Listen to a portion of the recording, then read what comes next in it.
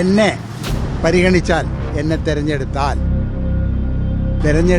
ഞാൻ അവർക്ക് വേണ്ടി നിൽക്കും. അത് ഉറപ്പാണ്. അത് മാത്രം. അയ്യോ, നേരെ ഞാൻ ഇന്നലെ കണ്ടതേ ഉള്ളൂ. അതിനിടെ അതുകൊണ്ട് അദ്ദേഹത്തിനെ കാണാൻ വേണ്ടി ഞാൻ വീട്ടിൽ ചെന്നപ്പം അങ്ങനെ ഇരുന്ന ഈ കാര്യങ്ങൾ, ശ്രീരാമയുടെ കാര്യമൊക്കെ പറഞ്ഞപ്പം ഭയങ്കരമായിട്ട് അദ്ദേഹം ത്രില്ലായി.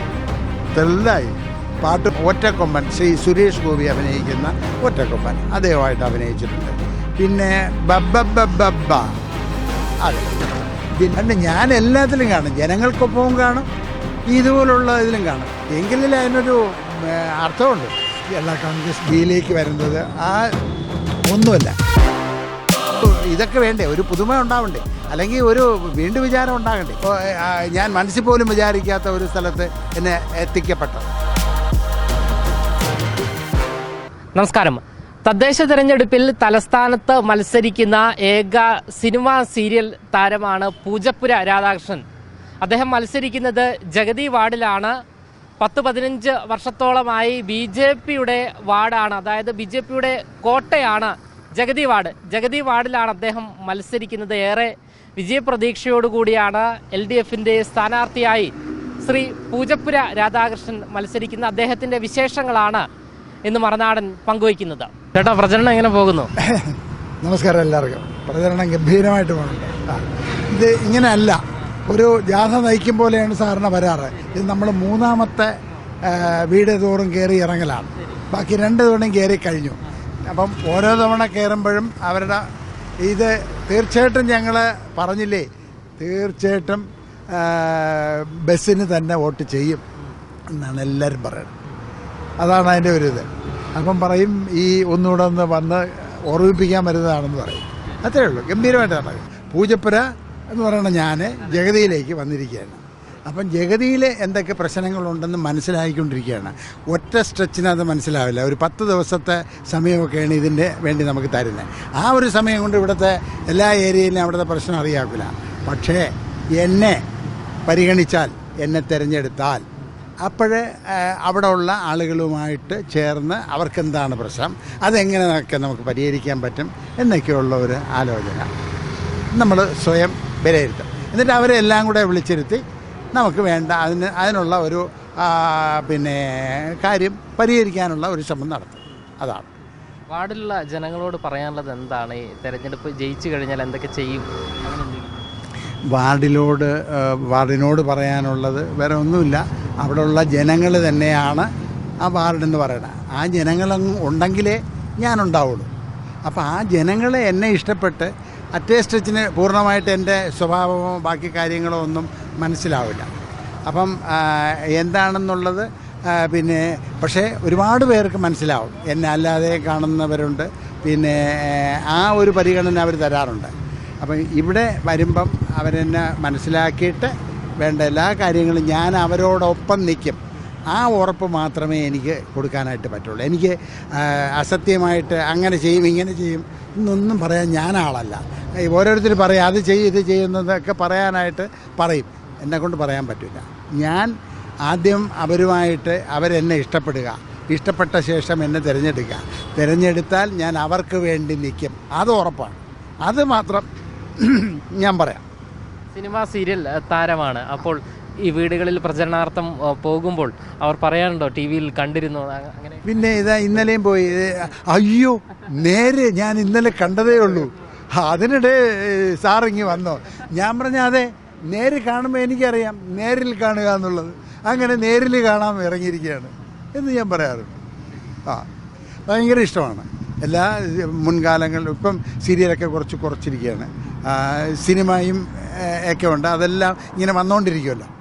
അതാണ് അതിൻ്റെ ഒരു പ്രത്യേകത. എല്ലാവർക്കും ഇവിടെ ഉള്ള പാവം ജഗതിയിലെ ജനങ്ങൾക്കെല്ലാം വലിയ ഇഷ്ടമാണ് എന്നെ. എനിക്കത് മനസ്സിലാകുന്നുണ്ട്.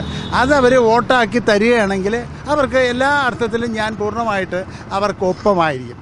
ഇതിനിടയിൽ ഏറ്റവും പ്രധാനപ്പെട്ട ആളാണ് എൻ്റെ തൊട്ട് പുറകിലോട്ട് അല്പം കൂടെ ചെല്ലുകയാണെങ്കിൽ മഹാനായ എല്ലാവരും ഇഷ്ടപ്പെടുന്ന ശ്രീ ജഗദീഷ് ശ്രീകുമാർ ഉണ്ടാവും. അദ്ദേഹത്തിൻ്റെ വീടാണ്.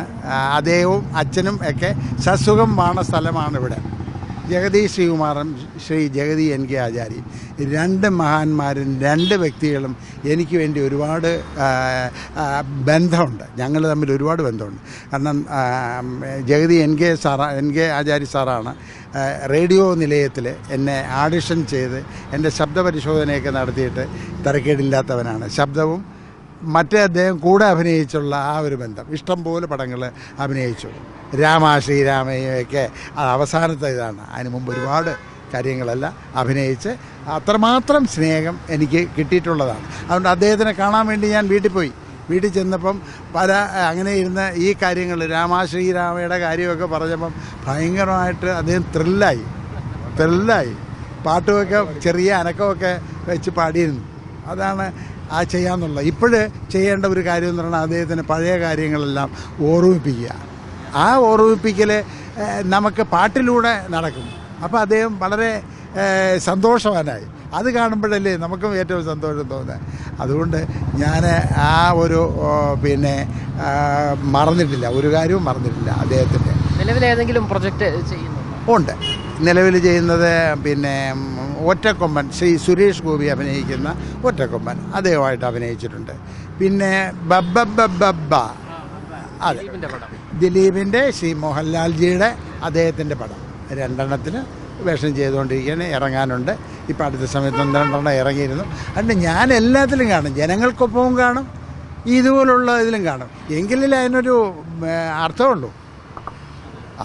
തെരഞ്ഞെടുപ്പിൽ മത്സരിക്കുന്ന ആദ്യമായിട്ടാണ്? തെരഞ്ഞെടുപ്പിൽ മത്സരിക്കാനായിട്ട് എനിക്ക് ഒരു ഇതുമില്ലായിരുന്നു. ഞാൻ അങ്ങനെയൊന്നും ആഗ്രഹിച്ചിട്ടില്ല.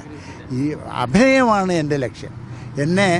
എൻ്റെ ഏറ്റവും മരിക്കുന്നത് വരെ ഉണ്ടായിരുന്ന എൻ്റെ പത്മരാജൻ സാറ്, അദ്ദേഹത്തിനോടൊപ്പമാണ് ഞാൻ അവസാനം വരെ ഉണ്ടായിരുന്നത്. അദ്ദേഹം പോലും അസിസ്റ്റൻ്റ് ഡയറക്ടറായിട്ട് രാധാകൃഷ്ണൻ ഭരണം എന്ന് പറഞ്ഞിട്ട് അതിന് പോലും എനിക്ക് താല്പര്യമില്ലായിരുന്നു. ഞാൻ ഒടുവിൽ എന്ത് ചെയ്തു? എനിക്ക് എൻ്റെ താല്പര്യം എന്ന് പറഞ്ഞാൽ അഭിനയം മാത്രമാണ്. ആ അഭിനയത്തിലൂടെ അദ്ദേഹം നിർബന്ധിച്ച് എന്നെ അസിസ്റ്റൻ്റാക്കി. അതുകൊണ്ട് എന്ത് പറ്റി? അവസാനം ഞാൻ ഗന്ധർവൻ വരെ അദ്ദേഹത്തോടൊപ്പം ഉണ്ടായിരുന്നു. അതെ. അപ്പോൾ എന്ന് വെച്ചിരുന്ന ഏത് കാര്യം ഏറ്റെടുക്കുന്നു അത് അവസാനം വരെ ചെയ്ത് തീർക്കാനുള്ള ആ ഒരു മനസ്സാണ് എന്നിലുള്ളത്. അതേപോലെ ഇപ്പം ഇവിടെ തെരഞ്ഞെടുപ്പിൽ എന്നെ വിജയിപ്പിച്ചാൽ ഞാൻ എൻ്റെ ആളുകളോടൊപ്പം നിൽക്കും, ജഗതിക്കാരോടൊപ്പം നിൽക്കും. പൂജപ്പുരയെ ഒരു കണക്കിന് പേര് മാത്രമേ കാണൂ, അതൊക്കെ മറക്കുന്ന അവസ്ഥയായിരിക്കും. അങ്ങനെയാണ് അറിയപ്പെടുന്നത്. അതാണ് എൻ്റെ ഒരു കാര്യം.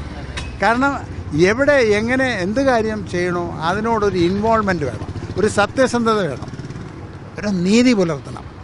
അതാണ് ഞാൻ പഠിച്ചിട്ടുള്ളത്. പിന്നെ ആളുകളെ ബഹുമാനിക്കേണ്ടവരെ എല്ലാം ബഹുമാനിക്കണം. എങ്ങനെയാണ് കേരള കോൺഗ്രസ് ബിയിലേക്ക് വരുന്നത്? കേരള കോൺഗ്രസ് ബിയിലേക്ക് വരുന്നത് ഒന്നുമല്ല.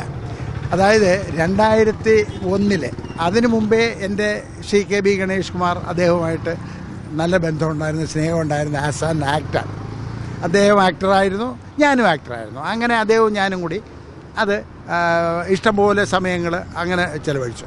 പക്ഷേ 2001 അദ്ദേഹത്തിൻ്റെ ടേണിംഗ് പോയിൻ്റ് മാറി. അപ്പം ഞാനും അദ്ദേഹത്തോടൊപ്പം പോയി. 2001 ഇപ്പോഴത്തെ ഈ ഏറ്റവും ദീർഘവീക്ഷണത്തോടുകൂടി മനോഹരമായി ഓരോരോ കാര്യങ്ങൾ ജനങ്ങൾക്ക് ഉപയുക്തമായ രീതിയിൽ ചെയ്തിരിക്കുന്ന ഈ കാര്യങ്ങൾ ആളുകളുടെ വിരത്തുമ്പിൽ ഇങ്ങനെ ഒന്ന് ചുരണ്ടിയാൽ മതി പല കാര്യങ്ങളും ഇങ്ങനെ വികസിച്ച് വരുന്നത് കാണാം. അതേപോലെ അന്ന് 2001 ട്രാൻസ്പോർട്ട് മന്ത്രിയായിരുന്നപ്പോൾ എന്നെയും കൂടി വിളിച്ചു. ഞാൻ അദ്ദേഹത്തിൻ്റെ PA ആയിരുന്നു. ആ PA ആയ സമയം തൊട്ട് അദ്ദേഹത്തിനോടൊപ്പം തന്നെ അങ്ങനെയായി. അപ്പോൾ ഞാൻ മെമ്പർഷിപ്പൊന്നും എടുത്തിട്ടില്ല. കേരള കോൺഗ്രസ് B അല്ല, അദ്ദേഹത്തിൻ്റെ ആളായിട്ട് ഒരു സെക്കൻഡ്. അപ്പം ആ ഒരു ഇത് വെച്ചിട്ട് അദ്ദേഹത്തിനോടൊപ്പം അവസാനം വരെ നിന്നു. പിന്നെ ഈ 2021 ബഹുമാനിതനായ ബാലകൃഷ്ണപിള്ള സാറ് മരിച്ചപ്പോൾ അപ്പം ഇവിടെ തിരുവനന്തപുരവും അതും അദ്ദേഹം ചെയർമാനായി. ശ്രീ കെ വി ഗണേഷ് കുമാർ പാർട്ടിയുടെ ചെയർമാനായപ്പോൾ അദ്ദേഹത്തിൻ്റെ നിർബന്ധപ്രകാരം എന്നോട് പറഞ്ഞു, പൂജപ്പുര എന്നെ സ്നേഹം കൊണ്ട് എന്നെ പൂജപ്പുര എന്നാണ് വിളിക്കുന്നത്, ആ ഇത് വെച്ചിട്ട് പിന്നീട് പാർട്ടിയിലെ മെമ്പർഷിപ്പ് എടുക്കണം, പൂജപ്പുര തിരുവനന്തപുരത്ത് ജില്ലാ പ്രസിഡൻ്റായിട്ട് മാറ്റും എന്ന് പറഞ്ഞു. ഞാൻ പറഞ്ഞു അയ്യോ എനിക്കൊന്നും വേണ്ട എനിക്ക് പാർട്ടിയുടെ അങ്ങനെയൊന്നും പറയുന്നത് നോക്കില്ല, എനിക്ക് വേറെ ആരും ഇരിക്കുന്നത് പുയപ്പുര ഞാൻ അവിടെ ഇവിടെ ആകുമ്പോൾ അവിടെ ആരും നോക്കും എന്നെല്ലാം പറഞ്ഞുകൊണ്ട് അദ്ദേഹത്തിൻ്റെ നിർബന്ധപ്രകാരം ഞാൻ തിരുവനന്തപുരം ജില്ലയുടെ പ്രസിഡൻ്റായിട്ട് വർക്ക് ചെയ്തു. അപ്പം അതിനുശേഷം എന്നോടൊപ്പം എൻ്റെ ആളുകളെല്ലാം, എൻ്റെ സുഹൃത്തുക്കൾ, എന്നെ സ്നേഹിക്കുന്നവർ ഒക്കെ കൂടി ചേർന്ന് ആ കേരള കോൺഗ്രസ് ബിയുടെ 14 നിയോജക മണ്ഡലങ്ങൾ ഉള്ള ഒരു പാർട്ടിയാണ് തിരുവനന്തപുരത്ത്. അപ്പം അവരെല്ലാവരും കൂടി ചേർന്ന് കൂടുതൽ എൻകറേജ് ചെയ്തു. അങ്ങനെയെല്ലാം വന്ന് ചുരുക്കി പറഞ്ഞാൽ ഇന്ന് തിരുവനന്തപുരം കോർപ്പറേഷനിൽ മത്സരിക്കാനുള്ള ഒരു സാഹചര്യം നമ്മുടെ ഇടതുപക്ഷ ഗവൺമെൻറ് തന്നെ ഉണ്ടാക്കി ഇത് വന്നത്. അത് നിർബന്ധിച്ച് ജഗതി സീറ്റ് പിന്നെ പൂജപ്പുര മത്സരിക്കുകയാണെങ്കിൽ നമുക്ക് ചെയ്യാം എന്ന് പറഞ്ഞു. അങ്ങനെ തന്നു. എൻ്റെ മന്ത്രി അത് വളരെ കാര്യം ഇതായിട്ട് ചെയ്തു തുടങ്ങി. അതാണ് ഇത് ഒരു BJPയുടെ കോട്ടയാണ്. ഈ കോട്ട പൊളിക്കാൻ എളുപ്പമാണോ കഠിനമാണോ? ഏത് കോട്ടയാണെങ്കിലും ഒന്നും ചെയ്യാതെ ചുമ്മാ ഒരനക്കവും ഇല്ലാതെ ഇരുന്ന ജനങ്ങൾ മടിക്കില്ലേ. അതുകൊണ്ട് ഇപ്പോഴെങ്കിലും മടിച്ചില്ലെങ്കിൽ ഇപ്പോഴെങ്കിലും അതിനെക്കുറിച്ച് ഓർമ്മിച്ച് ചെയ്തില്ലെങ്കിൽ ഇനിയും ദുഃഖമുണ്ടാവും. അതാണ് ഈ 3 തവണ, അതായത് 15 വർഷമായിട്ട് BJPയുടെ കോട്ട തന്നെയാണ് അവർ കോട്ടയാക്കി വെച്ചിരുന്നു. ഇനിയും അങ്ങനെ തുടർന്നാൽ എന്താണ് അവസ്ഥ എന്താണ്? അപ്പം അതുകൊണ്ട് ഒരു ഇതൊക്കെ വേണ്ടേ, ഒരു പുതുമ ഉണ്ടാവണ്ടേ, അല്ലെങ്കിൽ ഒരു വീണ്ടും വിചാരം ഉണ്ടാകണ്ടേ. അതിനുവേണ്ടി ആയിരിക്കാം ഞാൻ മനസ്സിൽ പോലും വിചാരിക്കാത്ത ഒരു സ്ഥലത്ത് എന്നെ എത്തിക്കപ്പെട്ടത്. അങ്ങനെ എത്തപ്പെട്ടപ്പോൾ ഞാൻ അതിനുവേണ്ടി എൻ്റെ ജോലി ചെയ്യുക. ആശംസകൾ. വളരെ നന്ദി, വളരെ നന്ദി, താങ്ക് യു. എന്തായാലും BJPയുടെ ശക്തമായ കോട്ട തകർക്കാൻ അദ്ദേഹത്തിന് സാധിക്കുമോ എന്നുള്ള ചോദ്യത്തിന് അതെല്ലാം എളുപ്പമാണ് എന്നാണ് അദ്ദേഹം നമ്മളോട് വ്യക്തമാക്കിയിരിക്കുന്നത്. അതുകൂടാതെ സിനിമാ വിശേഷങ്ങൾ ഉൾപ്പെടെ നമ്മളോടൊപ്പം പങ്കുവച്ചിരിക്കുന്നു. നിരവധി പ്രൊജക്റ്റുകൾ നിലവിലിപ്പോൾ ചെയ്യുന്നുണ്ട്. സിനിമയോടൊപ്പം തന്നെ രാഷ്ട്രീയവും കൊണ്ടുപോകാനാണ് അദ്ദേഹത്തിന് ഇഷ്ടം. അദ്ദേഹത്തെ ഈ ഒരു ജഗതി വാർഡിലേക്ക് സ്ഥാനാർത്ഥിയായി നിർദ്ദേശിക്കുന്നത് കേരള കോൺഗ്രസ് ബിയുടെ ചെയർമാനും അതുകൂടാതെ ഗതാഗത മന്ത്രിയുമായ ശ്രീ KB ഗണേഷ് കുമാറാണ്. വളരെ വലിയ വിജയപ്രതീക്ഷയോടുകൂടിയാണ് ജഗതി വാർഡിൽ പൂജപ്പുര വാർഡുകാരനായ ശ്രീ പൂജപ്പുര രാധാകൃഷ്ണൻ മത്സരിക്കുന്നത്. ക്യാമറമാൻ അഭിക്കൊപ്പം അമൽ രുദ്ര, മറുനാടൻ മലയാളി, തിരുവനന്തപുരം.